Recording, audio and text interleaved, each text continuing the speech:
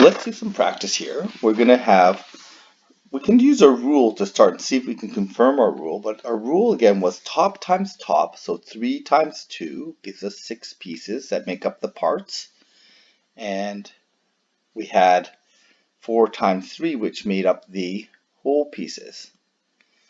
Okay, so it looks like we should get 6 over 12 or 1/2. So let's check this out.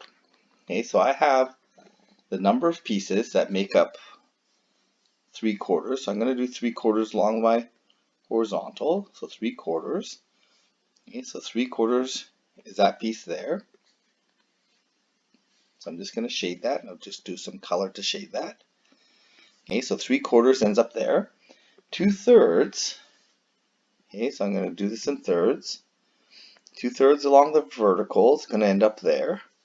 Okay, so I'm going to shade that part here. So this is my length. That's my width. Okay, this represents the area that I want. Okay, so this must be the answer. Okay, so how did I get this answer?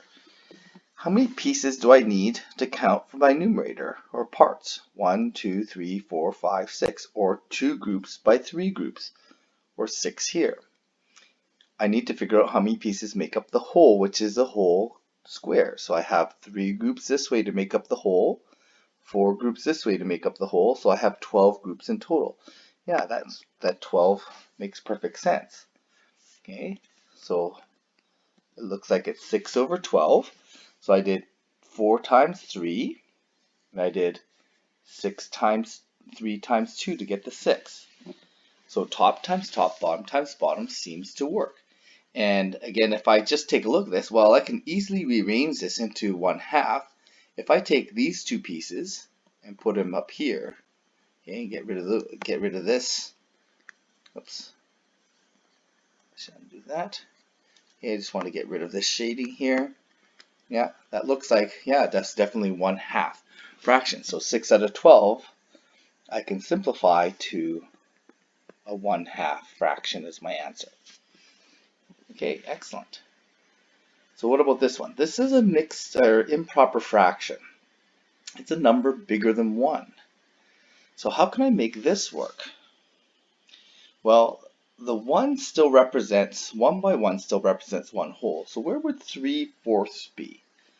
Okay, so let's see, 3/4.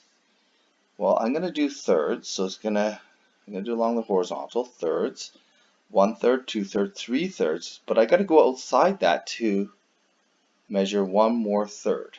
Okay, so that's 4/3. Okay, so I'm just going to draw that a little bit nicer here. That's going to be 4/3, and then this will be 5/3. So I've divided up this number line into 1/3 pieces. Okay, so that's right. Yeah, that looks good. 3 pieces to make up the whole.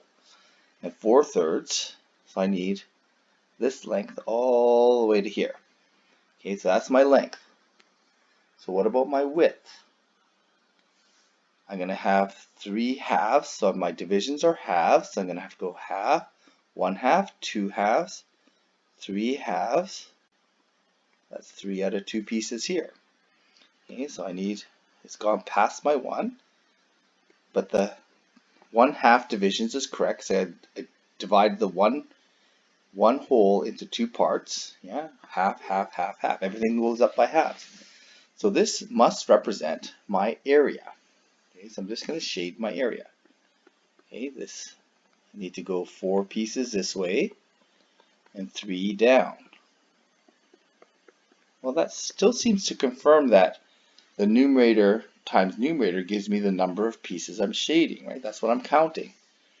Okay, so it looks like I have 12 pieces that I've counted here. 1, 2, 3, 4. 4 groups this way, 3 groups this way. My numerator times numerator. I still need to work out my whole. Well, how many pieces make up the whole? There's 6 pieces in here. And again, it's still consistent. I divided this whole into 3 parts horizontally. I divided the whole into 2 parts horizontally. So I have to have 6 parts that make a whole.